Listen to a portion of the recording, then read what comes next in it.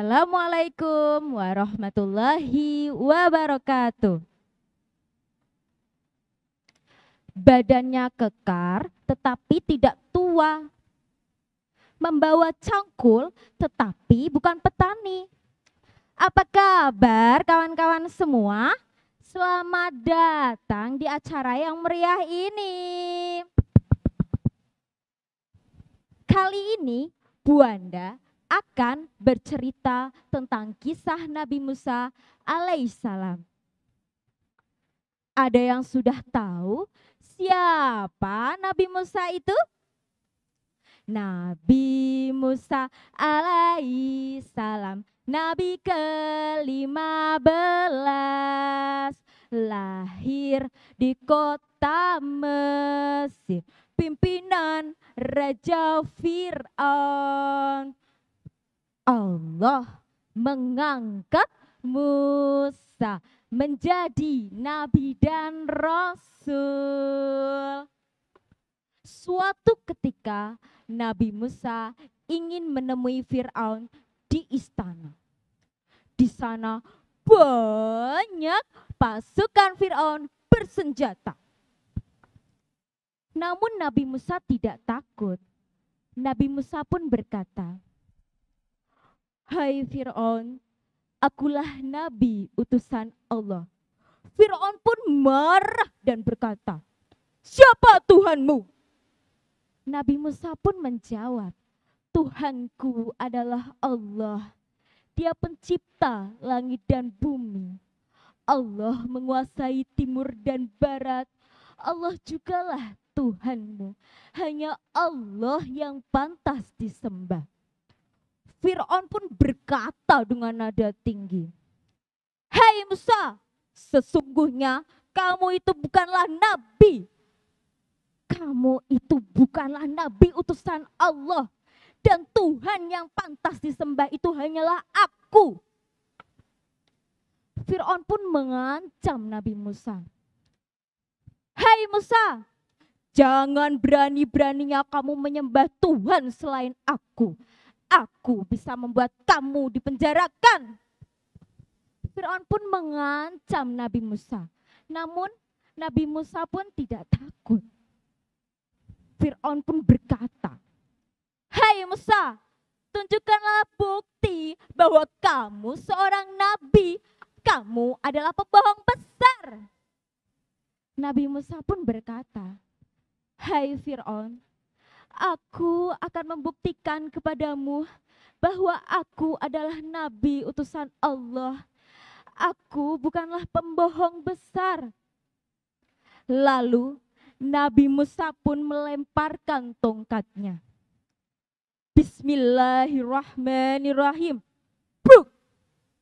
Lalu tongkat itu berubah menjadi ular.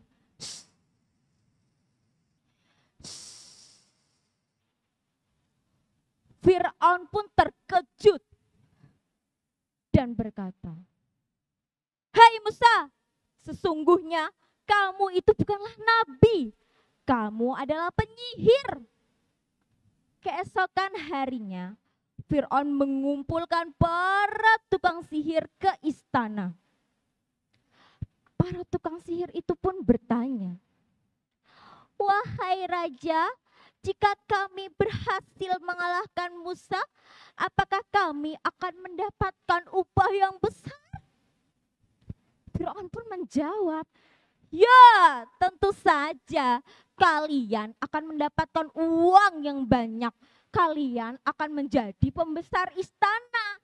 Syaratnya, kalian harus mengalahkan Musa."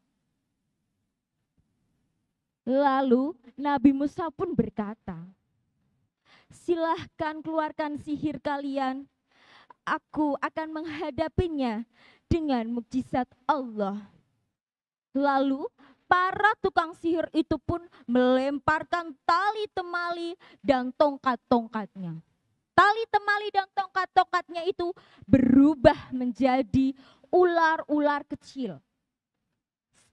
Lalu Nabi Musa pun melemparkan tongkatnya. Bismillahirrahmanirrahim. tongkat Nabi Musa itu pun berubah menjadi ular yang besar. Ular yang besar itu pun memakan ular-ular kecil itu.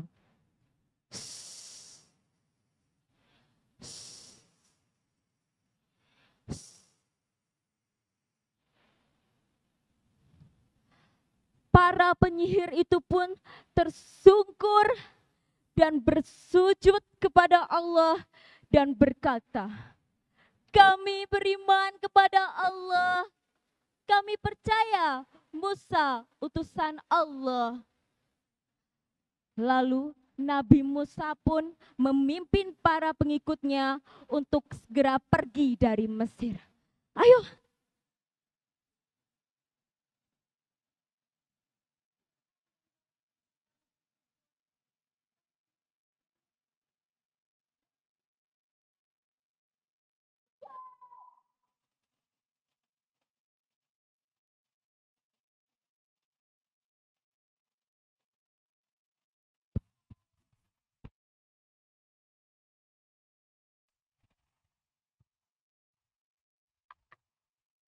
Bagaimana ini? Fir'aun dan bala tentaranya mengejar kita.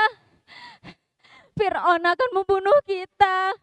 Di depan kita ada lautan yang luas. Bagaimana cara kita menyeberanginya?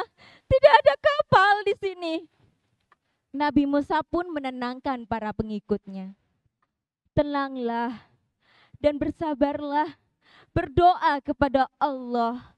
Allah tidak akan membiarkan kita binasa. Lalu turunlah perintah untuk Nabi Musa dalam Quran surat Asy-Syu'ara ayat 63 yang artinya, pukullah lautan itu dengan tongkatmu, maka laut itu akan terbelah dan setiap belahannya seperti gunung yang besar. Nabi Musa pun memukul laut itu dengan tongkatnya. Bismillahirrahmanirrahim. Buk! Laut itu pun terbelah. Nabi Musa dan para pengikutnya pun berlari menyeberangi lautan itu. Bismillahirrahmanirrahim. Bismillahirrahmanirrahim. Sesampainya di darat, ternyata Fir'aun dan bala tentaranya itu pun mengikuti Nabi Musa dan para pengikutnya. Nabi Musa pun kembali memukulkan lautan itu dengan tongkatnya. Bismillahirrahmanirrahim. Laut itu pun kembali menyatu. Fir'aun dan bala tentaranya pun tenggelam. Fir'aun pun menyesal dan berkata, aku beriman kepada Tuhannya Musa. Namun tobat Fir'aun terlambat. Fir'aun mati dalam keadaan kafir. Itulah azab bagi orang-orang yang tidak beriman. Nah, teman-teman, itulah cerita tentang kisah Nabi Musa alaihissalam. Dari kisah ini kita dapat mengambil pelajaran bahwa kita sebagai manusia tidak boleh sombong. Dan kita sebagai manusia tidak boleh mengaku sebagai Tuhan. Karena Tuhan alam semesta hanyalah Allah Subhanahu wa Ta'ala. Burung irian, burung cendrawasih, cukup sekian dan terima kasih. Wassalamualaikum warahmatullahi wabarakatuh.